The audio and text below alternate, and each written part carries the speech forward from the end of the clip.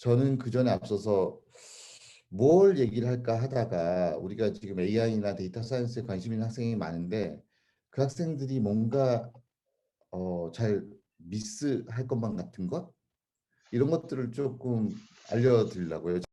이 기술을 이용할 때 어떤 마음가짐이어야 되는가? 아니면 성공을 하려면 어떻게 해야 되는가? 뭐 이런 거에 대해서 좀 얘기를 드리려고 합니다. 그래서 제목은 테크놀로지에서 휴먼 팩터고요. 네, 시작해 보도록 하죠. 그래서 제가 다들 아는 분은 아시다시피 제가 전공이 HCI잖아요. 그래서 HCI를 어떻게 하면 사람들한테 그 필요성을 인지시킬 수 있을까? 이런 고민을 하다가 가장 쉬운 게 이거 같았어요. 잠깐만요. 채팅을 키고요. 네. 그래서 이게 여러분들이 보는 흔하게 보는 키보드죠. 이 키보드를 쿼티 키보드라고 합니다. 쿼티 키보드는 여기에 QWERTY 키보드가 이렇게 되어 있으니까 이걸 쿼티 키보드라고 하는데 그러면 뭐 여러분들 컴퓨터를 키면 이게 기본적으로 이렇게 프린트도 돼 있고 많이 사용하죠. 이런 걸 보고 쿼티 키보드라고 하는데 그러면 이게 언제부터 사용됐을까요? 누군가 처음에 이걸 시작했을 거 아니에요. 이거의 시작되는 지점은 요거죠.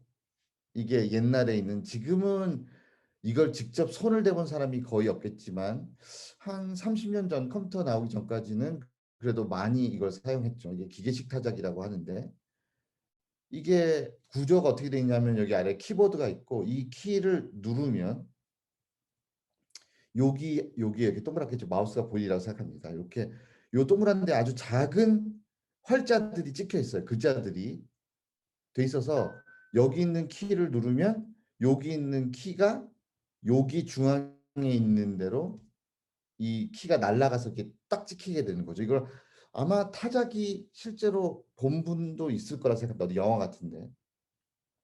그래서 그 전까지 이런 타자기를 사용했으니 컴퓨터도 요 타자기를 그대로 이용하자. 그래서 이제 이렇게 되는 거죠. 네. 그런데 그러면 다시 우리 제 원래 질문으로 돌아와서 왜 QWERTY로 여기 그러면 이게 이렇게 되어 있으니까 그 이유는 이게 기계식 타작인데 여기에 있는 이 작은 쇠 망치가 여기 가운데 부분으로 날아가거든요. 날아가서 글자가 찍히고 그 다음에 종이가 살짝 움직여요. 종이가 살짝 움직이고 다음 글자가 가운데 찍히고 그러니까 활자가 날아가서 찍히는 지점은 똑같은데 뒤에 종이가 조금씩 움직여가면서 우리가 생각하는 문서를 작성하는 그런 방식인 거죠. 그런데 여기에 이제 문제는 뭐냐면 이게 실제로 그 피지컬한 쇠망치가 있어서 이 쇠망치가 날아가다 보면 예를 들어서 쇠망치가 여기 주위에 쭉 있잖아요. 그러면 주위에 있는데 이게 날아가다 보면 쇠망치가 우리가 분당 200타, 300타 치면 1초에 한 두세 번 여기 같은 데를 찍어야 되니까 이 쇠망치가 동시에 같은 데를 찍는 경우가 있으니까 쇠망치가 찍고 나온 다음에 다음 게 들어가야 되는데 빨리 찍다 보면 타자를 빨리 하다 보면 얘가 들어갔다 나오기 전에 다음 게 들어가는 거죠. 요 같은 위치로. 그래서 요 쇠망치가 딱 엉켜요. 이거를 어디 유튜브 비디오를 보면 좋을 텐데 그걸 준비를 못했네요. 네. 하여튼 그래서 문제는 뭐냐면 이렇게 엉키면 사람이 손으로 엉킨 부분을 풀어야 돼요. 뭐 그게 어렵진 않은데 귀찮은 거죠. 타자기 하다가 딱 멈추게 되면 거기서 가서 멈춰진 걸 손으로 빼내고 다시 타자를 치다가 손으로 빼내고 그래서 이게 가장 큰 문제였는데 그게 어떤 때 주로 생기냐면 여기 쇠망치가 동그랗게 되어 있잖아요. 그러면 왼쪽에서 한 개나가 날라오고 오른쪽에서 다음 게 날라오면 이렇게 치니까 엉길 가능성이 되게 적어요. 그런데 같은 지점에서 날아가면 얘가 엉킬 가능성이 많다고요. 뭐 되게 기계적인 얘기는 치더라도 이 원칙이 뭐냐? 왜 QWERTY로 이렇게 만들었냐 하면 연속되는 글자 스펠이 가능하면 멀리 떨어져 있어야 사고가 안 나는 거예요. 이 원리가 그래요. 그래서 예를 들어서 여기 보면 Q 다음에는 우리가 주로 어떤 글자를 많이 찍죠? Q 다음에는 우리 대충 U가 나오잖아요. 철자에서. 그래서 Q가 여기 있으면 U는 Q와 가능한 멀리 떨어져 있는 게 원칙이에요. 그다음에 A가 있으면 예를 들어서 K 다음에 A, L 다음에 A 이런 식으로 A는 이렇게 모음 자음 같은 게 멀리 떨어져 있는 게 원칙이라고요. 그래서 같이 연속돼서 오는 철자가 자판 위에서 가장 멀리 떨어질 수 있도록 만든 게 이 쿼티 키보드의 원리입니다. 한글도 이런 거랑 비슷하죠. 한글은 여러분 다 이벌식이라고 쓰죠. 이벌식을 다 키보드를 지금 보시면 알겠지만 이쪽에 그러니까 컴퓨터의 왼쪽에 자음이 있고 오른쪽에 모음이 있다고요. 그래서 주로 하다 보면 타자를 하다 보면 한 손 한 손 한 손 한 손 이렇게 식으로 치게 되어 있잖아요. 그러니까 이제 빨리 칠 수 있는 거죠.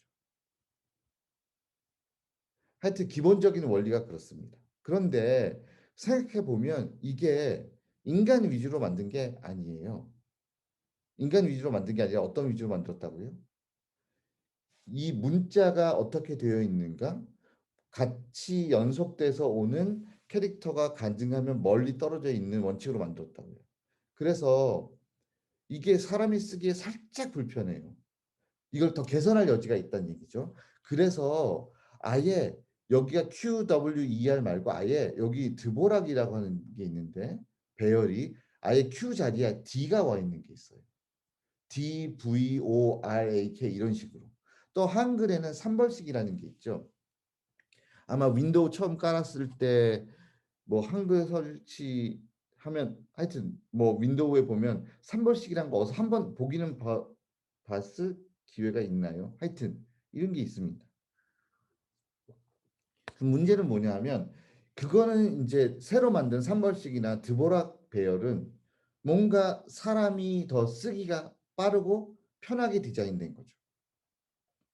그래서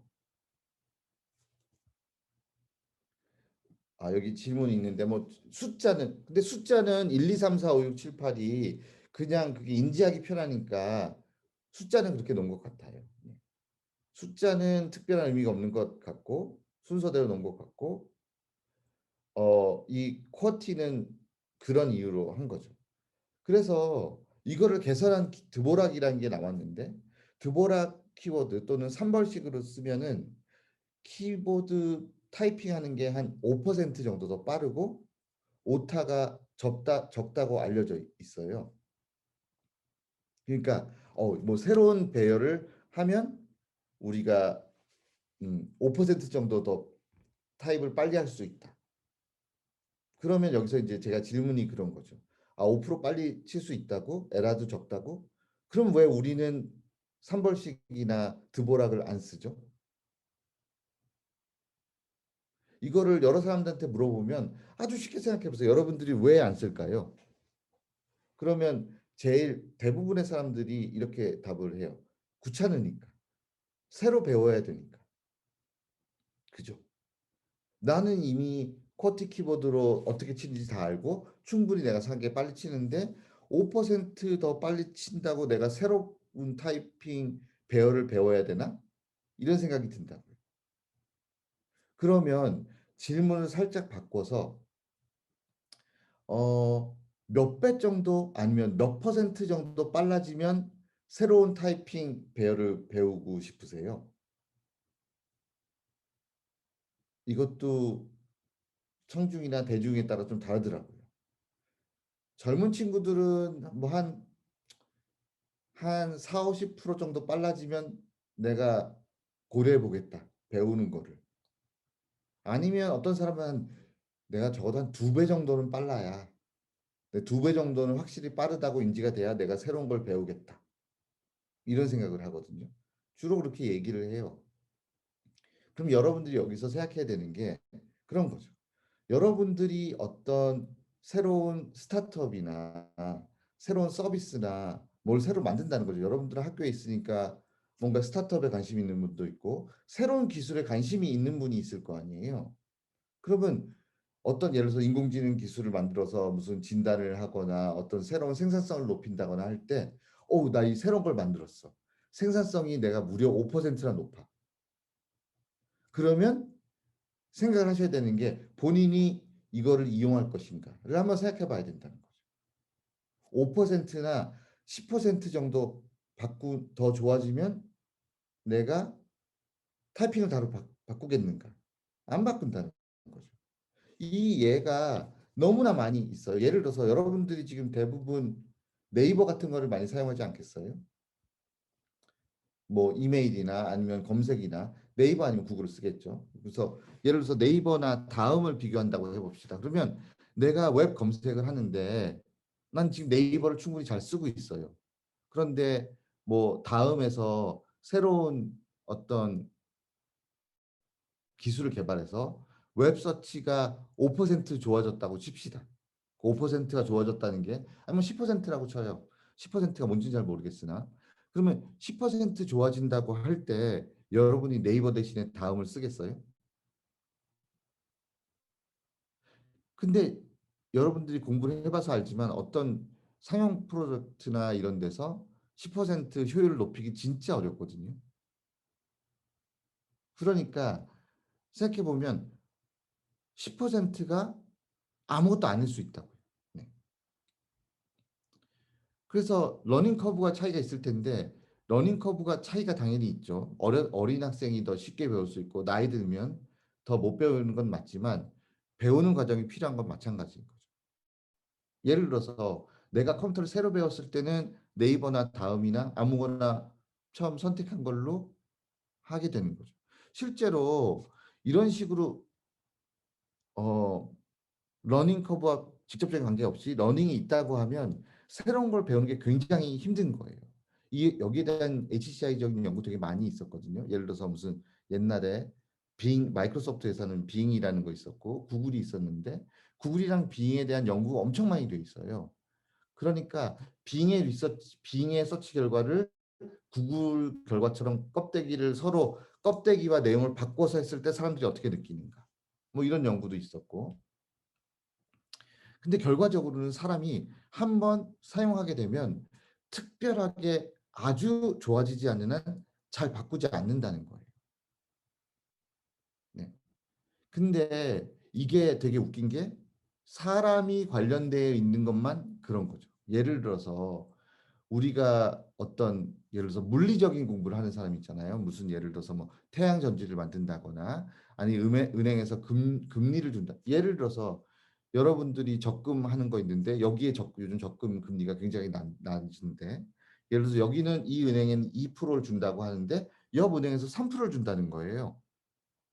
그러면 여러분들은 적금을 바꾸나요?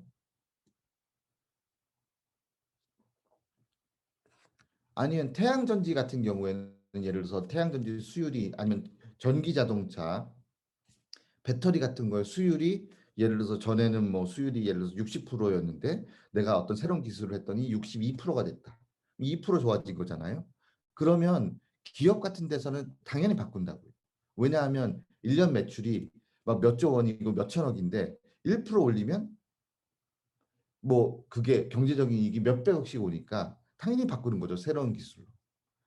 그렇게 큰 기업이나 어떤 물리적인 작용을 하는 거는 아주 1%라도 높아지면 그걸 사용하게 되는데 사람은 10%가 높아져도 안 바꾸고 20%가 높아져도 안 바꾼다고요. 50% 정도 높아져야 바꿀까? 한번 바꾸는 걸 고려해 볼까? 이 정도가 된다. 그래서 되게 사람들이 잘 안 바꿔요. 우리가 늘 생각하듯이 내가 어떤 새로운 시스템이나 알고리즘을 만들어서 와, 내가 전에 거보다 5%나 좋아. 5% 아무것도 아니라는 거죠. 아닐 수 있다. 중요하긴 하지만. 그래서 이런 사람들의 단순히 뭐가 더 좋다는 게 사람이 끼면 그게 밸류가 달라진다는 거죠. 그래서 예를 들어서 이런 것도 있어요. 두 번째, 이거는 HCI 하거나 관련하는 공부를 하는 사람이면 아니면 무슨 1대100 퀴즈 같은 거에 얼마 전에 뉴퀴즈 온 더 블락에 퀴즈로 나왔던 그런 건데 이게 이 축이 두 개가 있죠. X축은 이 왼쪽은 사람과 안 같은 거, 오른쪽으로 가면 갈수록 사람과 유사한 정도를 나타내는 거죠. 오른쪽으로 가면. 그래서 이 공업용 로봇은 사람같이 생기지 않았고 요거처럼 생긴 게 약간 더 사람 같고 그다음에 뭐 인형 있고 토이스토리 로봇 있고 그다음에 여기 사람이 있는 거죠. 오른쪽으로 가면 갈수록 사람이 더 사람 같아진다. 그다음에 이쪽 위로 가는 걸 예를 들어서 여기 보면 호감도라고 합시다. 그래서 이 그래프를 보면 대충 오른쪽으로 이렇게 우상향하는 느낌이 있어요. 이게 뭐냐 하면 사람과 유사하면 호감을 느낀다. 여기 보면 이 선이 두 개가 있는데 하나는 점선은 움직이는 물체, 실선은 정지되어 있는 물체. 그래서 일반적으로 사람들이 느끼기에 사람과 더 유사한 물체에 호감을 느낀다는 거죠. 그러다가 갑자기 사람과 매우 유사한 지점에서 호감도가 급감하는 경향이 생긴다는 거죠. 요게 이름이 불쾌한 골짜기라는 건데 그런 거는 여러분 많이 볼 수 있을 거예요. 이게 이제 일본에서 만든 로봇인데 오른쪽이 그 사람이고 근데 이 사람도 약간 하여튼 평가를 안 하겠습니다만 하여튼 왼쪽이 로봇인 거죠. 로봇을 보면 왠지 어색한 거죠. 이게 호감보다는 비호감에 가까워요. 왼쪽 사람과 유사한 로봇은. 왜 그럴까요?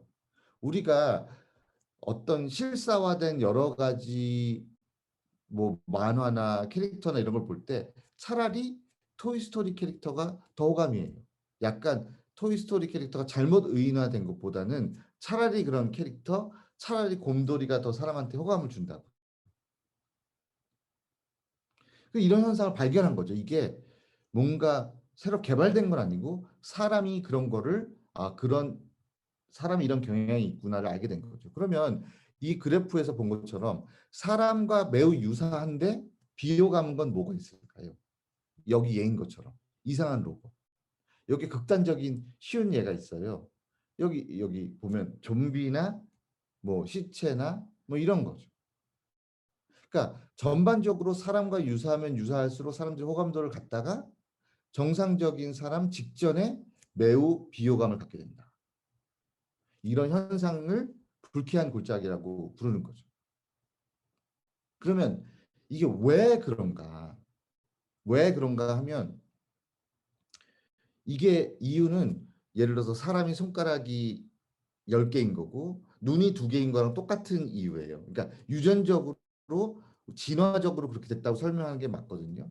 예를 들어서 우리가 시체나 좀비를 싫어하지 않는다고 생각해 봅시다. 그러면 우리의 조상이 된 원숭이들이 그랬을 거 아니에요. 그러면 어, 시체를 무서워하지 않는 원숭이와 시체를 무서워하는 원숭이가 있으면 어느 게 더 잘 종족이 보존됐을까요? 그 시체가 가깝다는 얘기는 뭔가 질병이 있을 거고 위험이 있을 거고 그런데 가까운 종족은 더 멸종하기 쉬웠겠죠. 그러니까 자연적으로 우리 내재적인 마음에 우리 유전자 안에 위험을 벗어나고자 하는 그런 본능이 숨어 있는 거죠. 그래서 이게 느낌이 뭐냐면 그 가끔가다 칠판 잘못 긁으면 소름 끼치는 거 있잖아요. 그게 옛날 원숭이들의 경고음이라고 하더라고요. 그런 것처럼 본능적으로 그런 걸 싫어하는 거죠. 칠판 긁는 소리 싫어하고 위험이 있는 걸 싫어하는 거죠. 그러면 우리가 여기 제가 이런 얘기를 왜 장하게 하느냐? 그러면 우리가 어떤 프로젝트를 하거나 아니면 컴퓨터를 개발할 때 이런 걸 미리 알아야 된다는 거죠. 내가 예를 들어서 게임을 만든다. 그러면 내 캐릭터가 어디에 있는지를 알아야 되는 거죠. 내가 지금 만든 캐릭터 여기에 있다. 그러면 내가 더 사람이랑 가깝게 하려고 노력을 해야 되는 거죠. 시간과 노력과 돈을 들여서 더 사람과 비슷하게 하고 더 호감이 올라가는 거죠. 그런데 내가 만약에 충분히 호감이 있는 상태라면 내가 이거를 의인화를 더 하려고 노력을 하면 이쪽에 빠지게 되는 거잖아요. 그러면 호감도가 더 떨어지게 되는 거죠. 제가 볼 때는 이 호감도의 극상에 있는 데가 약간 그런 디즈니 캐릭터인 것 같아요. 토이스토리 있는 캐릭터가 더 의인화하려고 하면 오히려 떨어질걸요, 호감도가. 그래서 내가 어느 위치에 있는지를 잘 파악을 해야 내가 시간과 노력과 돈을 들였을 때 실패하지 않는 거죠.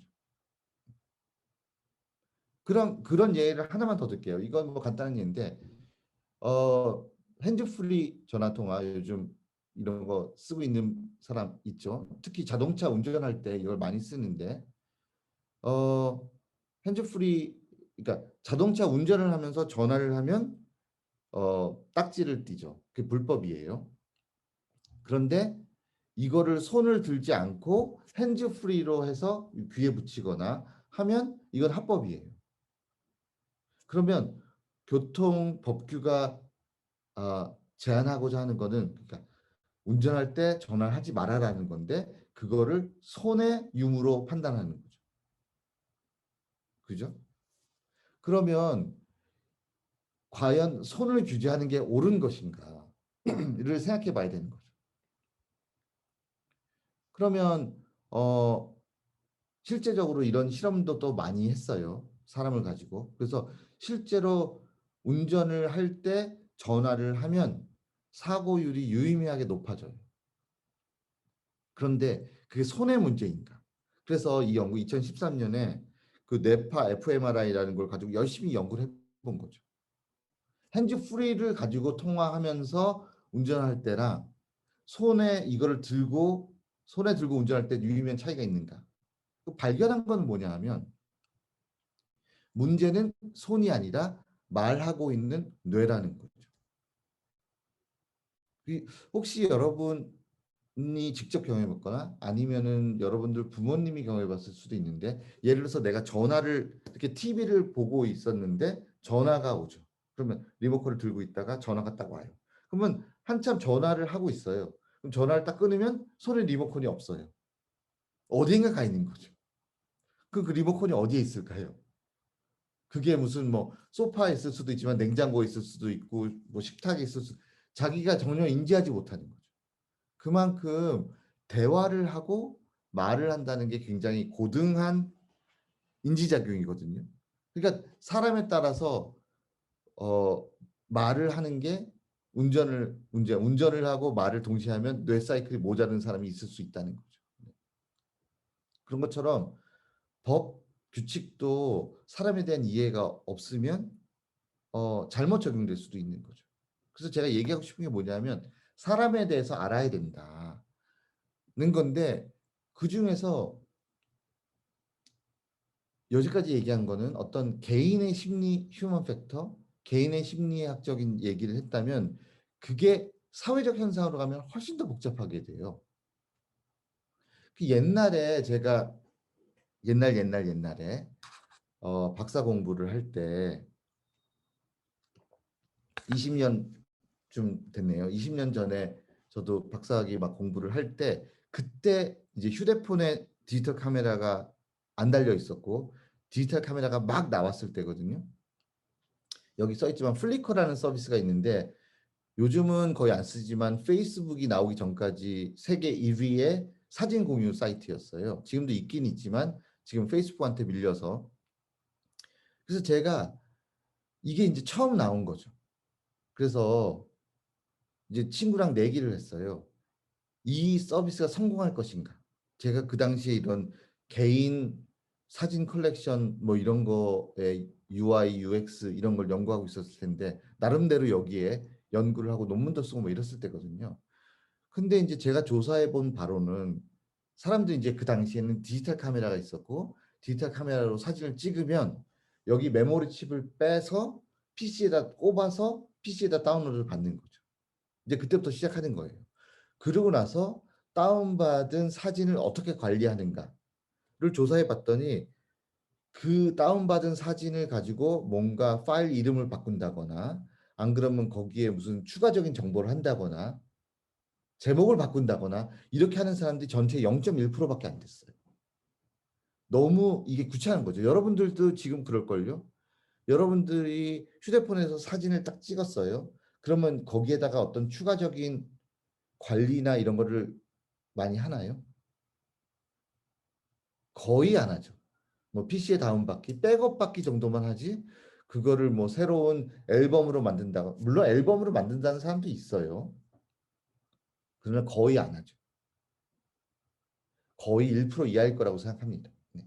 그래서 그런 걸 알고 있으니까 이 서비스는 잘 안 될 것이다. 왜냐하면 이 서비스를 사용하려면 자기가 이렇게 다운받은 사진을 손수 골라서 이게 예쁘게 자르고 조정해서 웹사이트에 한 땀 한 땀 올리고 제목도 달고 태그도 해야 됐었거든요. 지금 페이스북 올리듯이. 지금은 정답을 알지만 그 당시에는 그랬어요. 그래서 야, 이렇게 유틸리티, 유저빌리티가 후지고 이런 서비스를 누가 사용하겠냐. 이거는 0.1%의 사람만 그렇게 하는데 0.1%의 사람만 타겟을 가진 서비스는 망할 수밖에 없다라고 얘기했어요. 제가 졌죠, 당연히. 근데 우린 다 알아요, 이제. 페이스북에 사진을 왜 올리는지. 페이스북에 사진을 왜 올리죠?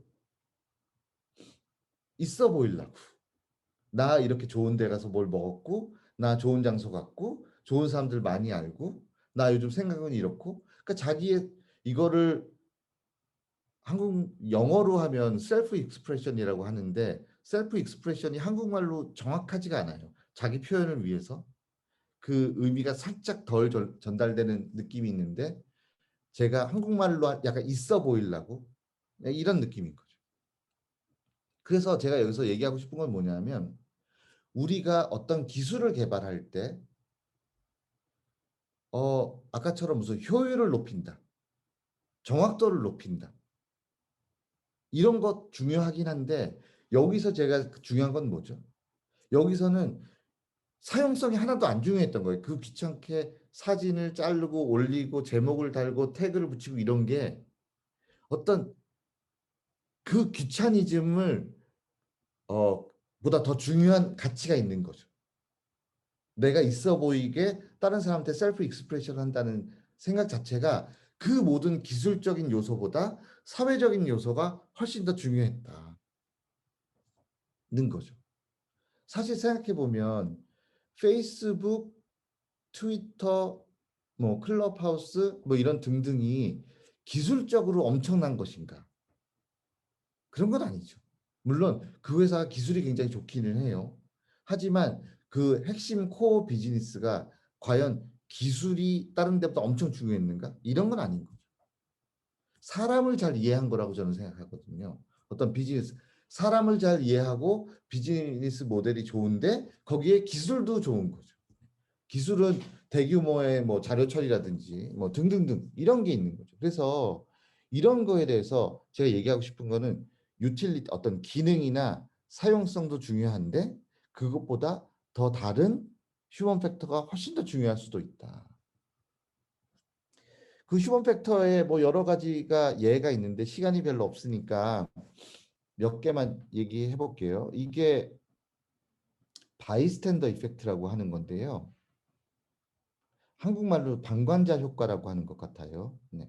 뭐냐면 이 요즘도 좀 있는 것 같은데 서울역 근처에 이런 노숙자들이 있고 사람이 지나간단 말이죠. 그러면 여러분들은 이 노숙자한테 돈을 주거나 이런 적이 있나요? 뭐 있을 수도 있지만 대부분은 그냥 지나가죠. 그게 잘못된 것도 아니에요. 그다음에 뭐 길 가다가 사람이 쓰러져 있거나 뭐 이러면 잘 안 도와주잖아요. 요즘 뭐 비디오 같은 것도 보면 도와주는 사람도 있지만 안 도와주는 사람도 있다고요. 그런데 거기에 대해서 우리가 또 생각해 볼 게 있는 게 예를 들어서 우리가 지하철을 탔는데 할머니가 무거운 짐을 들고 간단 말이죠. 그러면 우리가 먼저 가서 할머니한테 짐을 들어 주겠다고 하나요? 안 그러죠.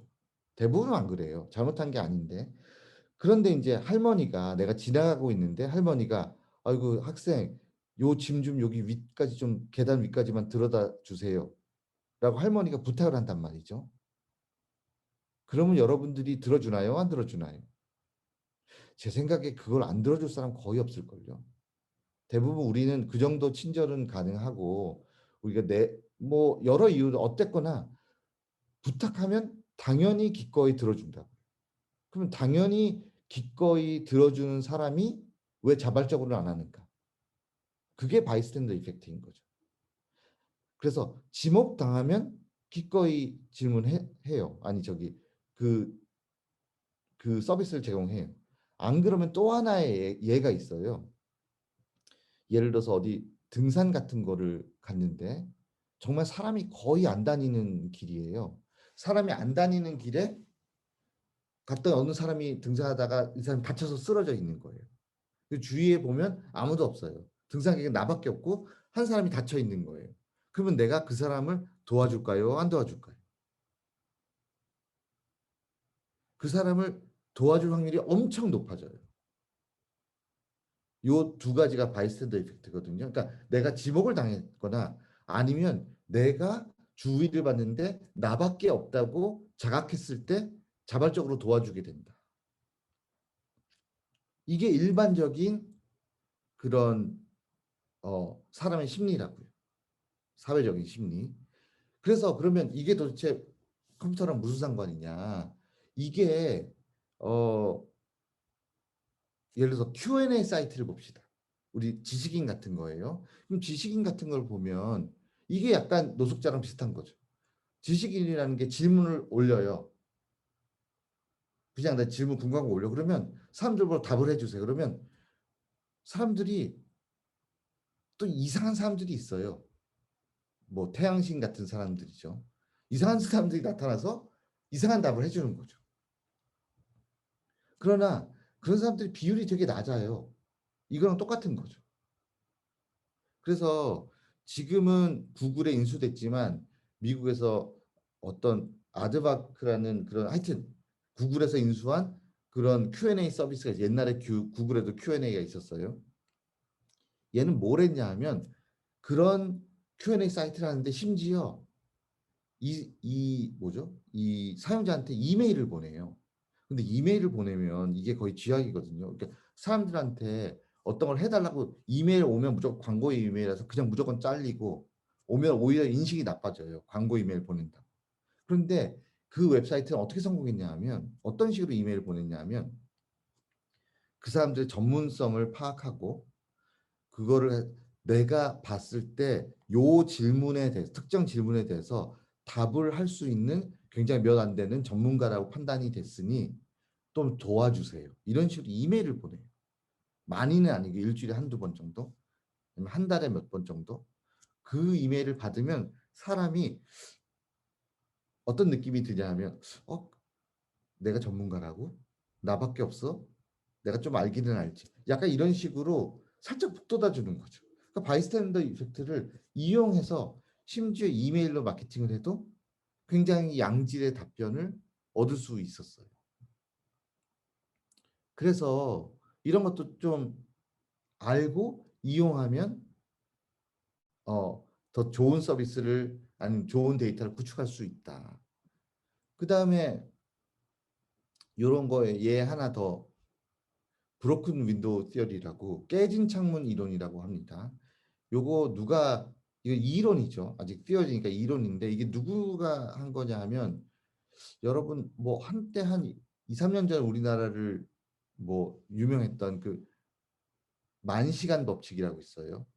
뭘 열심히 하려면 만 시간 정도 해야 마스터 한다는 말콤 글래드웰이라는 미국의 무슨 컬럼리스트 뭐 이런 사람이 한 이론인데 어 뭐냐면 이런 차가 있는데 이거보다 좀 약간 좋은 차를 미국의 약간 으슥한 범죄가 어느 정도 일어나는 지점에다 갖다 놔요. 새 차를. 그러고 일주일 뒤에 찾으러 가요. 그럼 새 차는 우범지대였지만 그대로 새 차로 유지되어 있어요.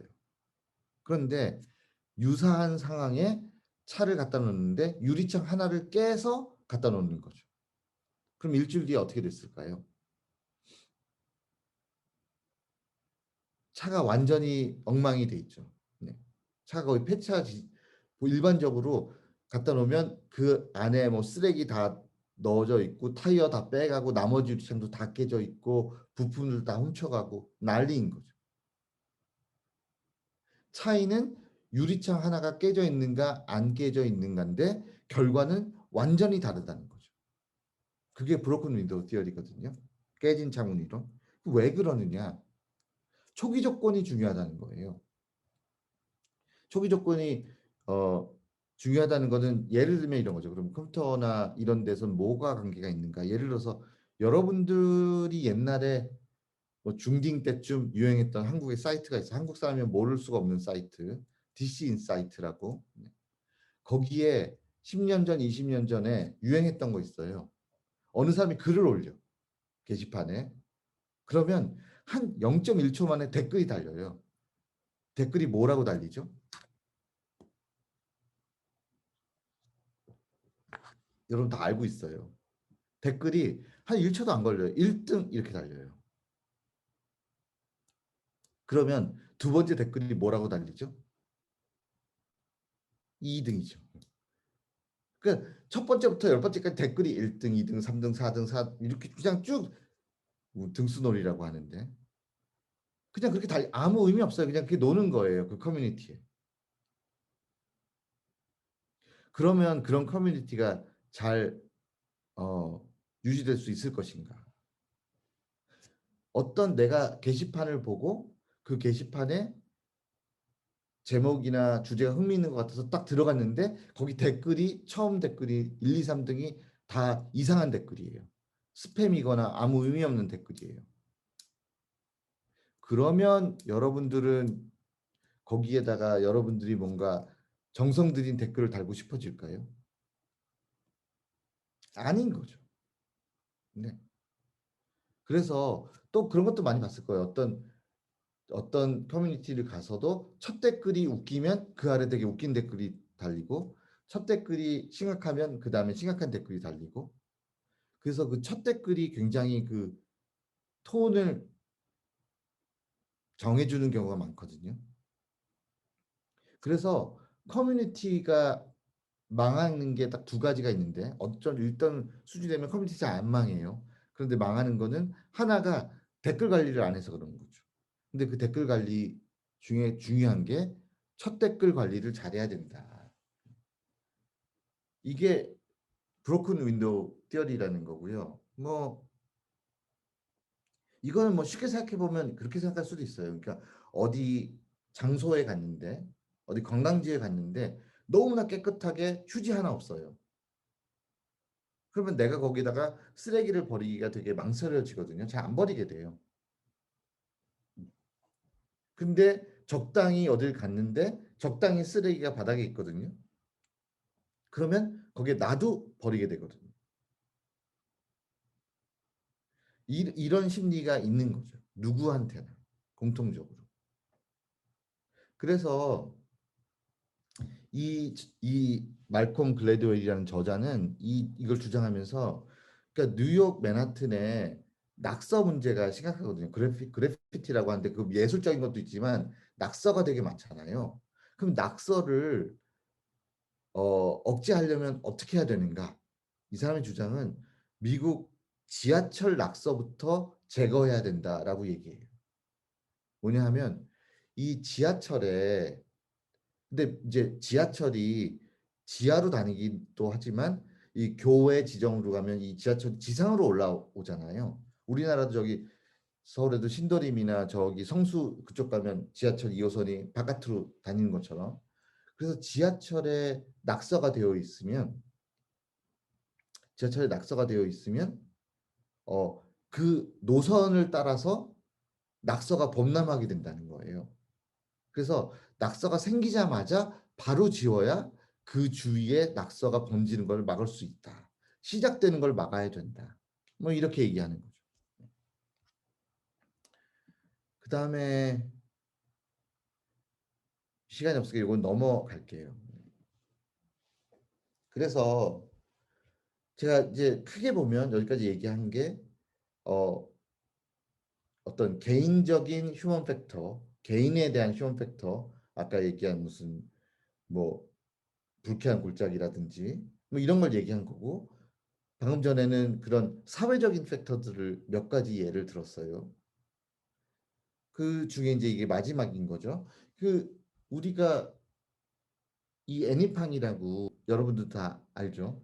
여러분들 중딩 때 한 10년 전에 엄청나게 유행했어요. 이게 그 우리나라 기록을 가지고 있는데 동접자 200만 기록을 가지고 있거든요.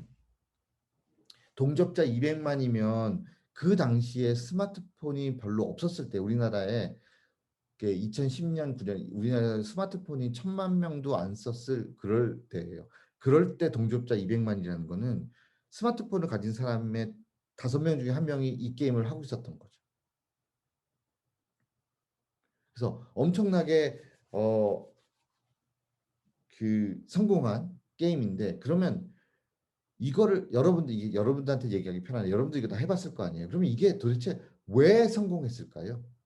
한번 생각해 보세요. 이거 왜 성공했지? 제가 생각하는 성공의 이유는 두 가지가 있거든요. 근데 여기에 그림에 어느 정도 있어요. 네. 첫 번째 이게 성공한 이유, 제가 생각하는 이유는 첫 번째는 이 확산 전략이 좋았어요. 뭐냐면 기억이 난지 모르겠지만 그 당시에 이제 카톡이 막 시작됐을 때 하트가 날라오잖아요. 게임 게임 같이 하자. 누가 여러분한테 하트를 보냈다. 모르는 사람이 나한테 하트를 보내. 모르는 사람은 아니지만 친구가 하트를 보내요. 이게 뭐지? 뭔가 살짝 그렇기도 하고 그 다음에 확산 전략이라는 게 설치인 거죠. 기존의 소프트웨어를 설치하려면 어떻게 해야 됐겠어요? 옛날에 이 당시에 컴퓨터에다 프로그램 하려면 친구한테 CD롬을 구워달라고 했어야 됐어요. CD롬을 구워서 아니면 여러 가지 디스크를 받아다가 아니면 인터넷에서 특정 가서 URL 가서 다운을 받아서 그렇게 해서 CD롬에다 받아서 컴퓨터에 넣고 설치하고 한참 했었어야 됐거든요. 그런데 얘는 누가 나한테 하트를 보내요. 그럼 하트만 누르면 바로 설치되잖아요. 여러분의 안드로이드 폰에 아니면 아이폰에 바로 설치가 돼서 설치가 너무 쉬운 거예요. 이 딜리버리가 엄청난 거죠. 전에 있었던 그런 뭔가 있고 주가 부탁해야 되고 다 필요 없이 단추만 누르면 바로 설치되니까 일단 첫 번째가 이 확산이 되게 쉬웠다. 더구나 카톡을 하게 됐을 때 이게 누르는 하트 같은 걸 보내. 두 번째는 이게 게임 자체가 제가 볼 때는 그렇게 엄청나게 흥미롭지는 않았어요. 게임이 엄청나게 와 이런 정도는 아니잖아요. 이게 뭐 간단하게 터트리는 거라서 그 어렵지는 않은 거잖아요. 그러면 이게 기존과 다른 게 뭐였냐? 우리가 어떤 기존의 게임을 하게 되면 내가 뭐 게임을 열심히 해서 뭐 예를 들어서 100만 점을 냈다고 합시다. 100만 점을 냈는데 그러면 거기에 하이 스코어가 있어요. 그 하이 스코어를 딱 가봐요. 그러면 그 지금 그 이 애니팡을 하는 모든 사람의 탑 스코어를 보여준다고 해봅시다. 그러면 나는 100만 점인데 무슨 탑 스코어는 막 1억 점이에요. 막 10억 점 이렇죠. 나랑 아무런 상관이 없는 거죠. 그래서 하이 스코어는 나랑 관계가 없는 거예요. 뭐 이상한 애들이네. 무슨 이거 100만 점인데 얘네는 1억 점이 말이 돼? 이렇게 되는 거죠. 그런데 얘가 처음으로 시도한 게 뭐냐면 내 카톡 친구들 내에서 등수를 매겨준 거죠. 기억이 날 거예요. 처음에 게임을 시작해서 잘 모르게 서로 막 배우고 잘 모를 때 등수가 오르락내리락하고 내가 얘보다 잘했음 이게 그 당시에 기억이 난지 모르겠지만 요거 알바도 있었어요. 내가 제일 이기고 싶은 거죠. 내가 제일 이기고 싶은데 조금만 더 해야 되는데 난 잘 못하면 옆에 사람은 야 요거 좀 한 번만 깨줘 이렇게 되는 거죠. 그래서 그 친구들 사이에 등수가 왔다 갔다 하고 내가 쟤보다 좋아 내가 쟤보다 잘해 뭐 이런 걸 한번 해보고 싶은 거죠. 그래서 엄청나게 성공한 거죠. 그런데 요즘은 아무도 안 하잖아요. 왜 안 하죠?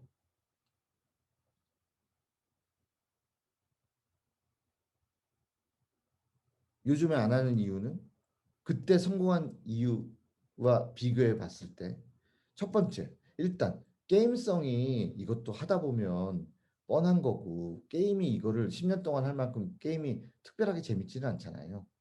간단한 퍼즐 게임. 그러니까 게임 그리고 새로 나온 게임들이 재밌는 게 얼마나 많아요. 그러니까 식상해지고 재미가 더 이상 없다. 뭐 첫 번째 누가 생각. 두 번째는 뭐일까요? 아까 처음에 친구들끼리 순위를 매기고 서로 올라가고 내려가고 이런 데서 사람들이 되게 재밌어 했다고 했잖아요. 그런데 이걸 하다 보니까 이제는 더 이상 올라가고 내려가지 않아요. 이미 잘하는 애는 너무 잘하고 못하는 애는 못하고 더 이상 처음에 줬었던 그런 재미가 별로 없는 거죠. 네. 더구나 무슨 이런 류의 게임 중에 뭐 캐시템이 있거나 이러면 당연히 쟤는 돈으로 했네 이렇게 되니까 이게 능력으로 다른 사람을 이겼다는 것보다 돈으로 이겼다는 느낌이 드는 순간 사람들이 별로 흥미를 잃게 되는 거죠. 그래서 이런 거를 관통하는 심리를 아는 게 되게 중요한 거죠. 이게 단순히 컴퓨터 게임이고 아니면 온라인 커뮤니티고 아니면 컴퓨터 AI고 다 좋은데 이거를 사용하게 될 때 심리를 아는 게 굉장히 중요한 거죠. 뭐 여러분들이 잘 아는 것처럼 무슨 MMORPG라고 뭐 월드 오브 워크래프트나 리니지나 등등등등 게임이 있단 말이죠. 그 리니지 게임 중에서 무슨 칼 하나에 뭐 몇 천만 원짜리 있다면서요.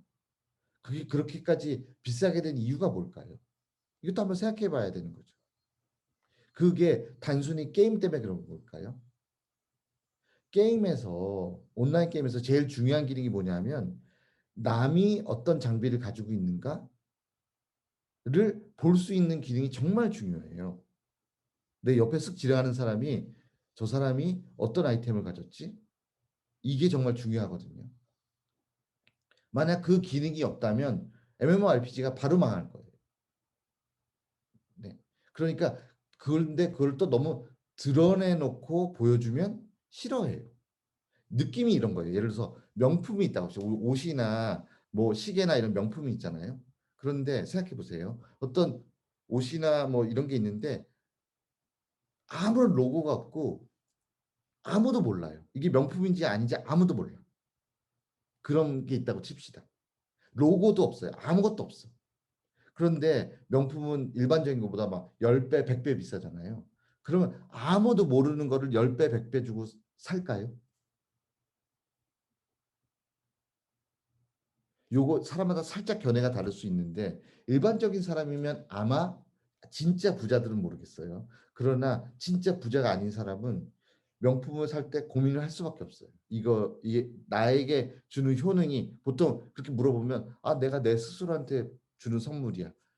잘 생각해 보면 내가 나한테 주는 선물인데 남이 모른다? 과연 그런 돈을 쓸까? 잘 생각해 보세요. 아주 작은 로고 뭐 여기 로고나 아니면 명품 사는 사람끼리는 아는 뭔가 서로 알아차릴 수 있는 뭔가가 있기 때문에 저는 그렇게 비싸게 팔린다고 생각하거든요. 시계 같은 것도. 근데 정말 모른다면 좀 그런 거죠. 근데 또 반면에 어떤 옷 중에서는 로고가 온몸에 로고가 가득 차 있는 뭐 이런 것도 있잖아요. 너무 티가 나는 이러면 또 사람들이 싫어하는 경우가 많더라고요. 그래서 그 중간이 중요해요. 이것도 마찬가지로 다른 사람한테 자랑을 하고 싶은데 너무 직접적으로 자랑을 하면 너무 재수 없어 보이니까 이 중간이 중요한 거거든요. 이 세상의 모든 서비스나 이런 거가 그런 특히 요즘 같이 무슨 소셜 서비스 이런 게 중요할 때는 그게 정말 중요한 거죠. 그래서 캐시템을 할 때도 우리나라나 아니면 미국이나 약간 이 개념이 달라요. 어떨 때는 너무 캐시템을 위주로 하면 싫어할 수도 있고 나라에 따라서 그런 거 상관없을 수도 있고 그리고 사회적 문화적 배경에 따라서 살짝 다르긴 하지만 제가 얘기하고 싶은 건 뭐냐면 어떤 서비스를 할 때 휴먼 팩터가 중요하다는 거죠. 그런데 제가 이제 마지막 슬라이드에 다가오고 있어요. 이런 휴먼 팩터를 알기가 진짜 힘들어요. 이제 여러분들이 연구하는 게 힘든 이유가 여기에 있어요. 이게 실제로 2009년에 월마트에서 일어났던 일인데 이제 미국에서 월마트라는 건 뭐 하여튼 이런 큰 마트잖아요. 우리나라 무슨 홈플러스, 이마트 이런 것처럼. 그런데 이제 미국에서 월마트가 1위였는데 그거를 엄청나게 빠르게 쫓아오는 마트가 새로 생긴 마트가 있어요. 타겟이라고. 거기는 약간 더 깔끔하고 더 있어 보이게 마트를 만들어 놨어요. 엄청 넓고. 약간 느낌은 이마트 양재점 같은 느낌이에요. 좀 넓고 쾌적하고 막 약간 이런 거. 반대로 월마트는 되게 지저분하고 약간 지금 그림을 엄청 미화해 놓은 월마트예요. 네.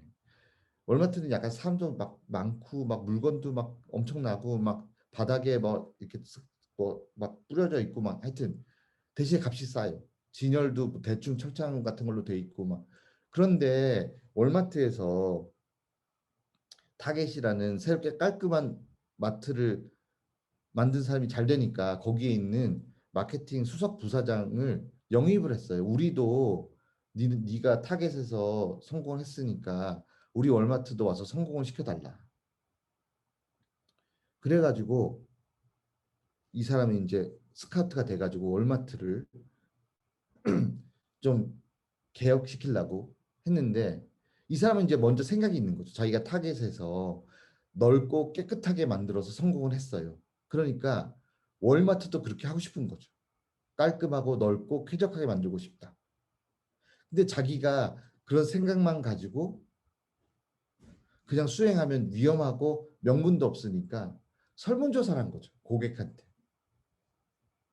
자기 의도를 가지고 설문조사를 한 거예요. 이게 그 설문조사 문항이에요.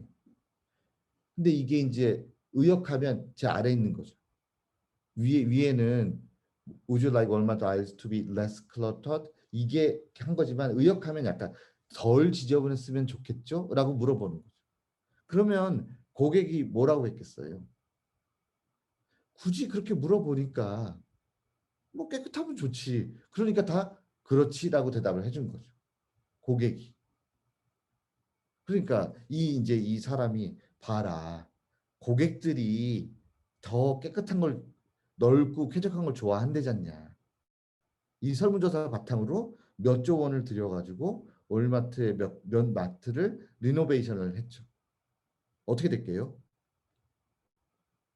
그 분기에 매출이 1점 몇 조가 감소했어요. 이렇게 만든 매장이.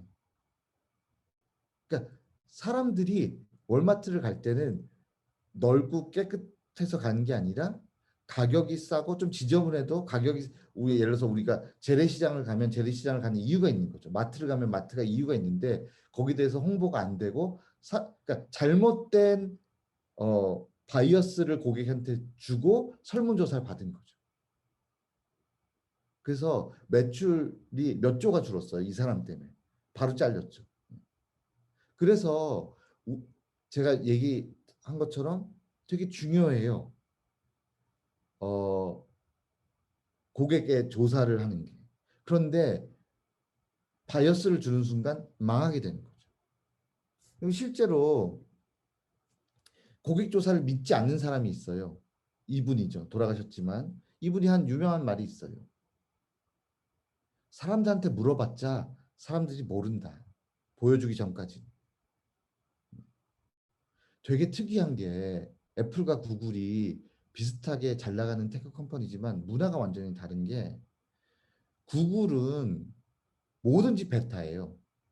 지메일은 베타를 띈 서비스가 있긴 있지만 굉장히 오랫동안 지메일도 베타였고 뭐 웹도 다 베타예요. 다 베타란 거는 계속적으로 이 서비스를 수정을 하겠다는 거거든요. 사람들한테 써보고 사람들의 반응을 살피고 그 다음에 계속적으로 점진적으로 발전시키겠다는 게 구글의 문화고요. 애플은 그렇게 하지 않아요. 생각해 보세요. 애플 아이폰 베타 본 적 있어요? 없죠. 그냥 스티브 잡스가 만든 거예요. 베타 없이 구글은 알면 알겠죠. 여기 아는 분도 있겠죠. 구글 특허는 엄청 쓰는데 논문 안 써요. 구글은 논문 엄청 많이 써요. 그러니까 논문을 쓰고 아이디어를 놓고 거기에 대해서 개선하는 문화라면 애플은 스티브 잡스 지니어스가 그냥 아이디어를 내는 거죠. 그래서 그거대로 그냥 밀고 나가는 거예요. 물론 최근에는 혁신이 줄어들긴 했지만 생각해 보면 애플은 그렇게 논문을 쓴다거나 베타 서비스가 거의 없어요. 어떤 서비스를 발표를 하죠. 발표를. 그래서 이 결국은 어, 인사이트를 얻는 게 되게 중요한데, 그래서 제가 얘기하고 싶은 건 쭉쭉쭉 지나서 시간이 다 됐으니까 여러분한테 해주고 싶은 게 이거예요. 여러분들이 어떤 나중에 뭐 스타트업을 하거나 아니면 회사를 가거나 할 때 가장 범하기 쉬운 오류가 뭐냐면요. 이거예요. 제가 주장하고 싶은 게 이거예요. 할 수 있기 때문에 내 기술이 있으니까 한번 해보자는 거예요. 이러면 성공 확률이 극히 낮아요. 내가 어떤 기술이 있는데 다른 것보다 5% 좋다. 그럼 충분히 내가 세계 최고다. 이렇게 얘기할 수 있거든요. 근데 그렇다고 해서 성공하는 건 아니라는 거죠. 이게 운이 되게 맞아야 되는 거예요. 적절한 때 적절한 곳에 준비되어 있어야 그 기술을 가진 사람이 그 자리에 있을 때 준비된 사람이 그 자리에 있을 때 성공하는 경우가 많다. 네. 예를 들어서 트위터나 페이스북이나 이런 게 기술 때문에 성공한 게 아니라는 게 제가 얘기한 주장이 똑같은 거죠. 그런데 하나는 이런 거죠. 요것과 비슷한 얘기긴 한데 방향은 맞아야 돼요. 전혀 적절한 데 있으려면 방향이 맞아야 되거든요. 이게 방칠거삼이 뭐냐 하면 그 저기 에버랜드 가면 운칠기삼이라고 있어요. 운칠기삼은 운이 7이고 기술이 3이다 이런 것처럼 이게 혹시 어 이게 무슨 용어냐면 골프 용어거든요. 골프를 칠 때 여러분 하여튼 뭐 이렇게 뭔가 길게 정확하게 쳐야 되는데 골프를 칠 때 중요한 거는 너무 세게 치려고 해도 안 된다는 거예요. 이게 뭐냐면 방향이 7이고 거리가 3이다 이런 뜻이거든요.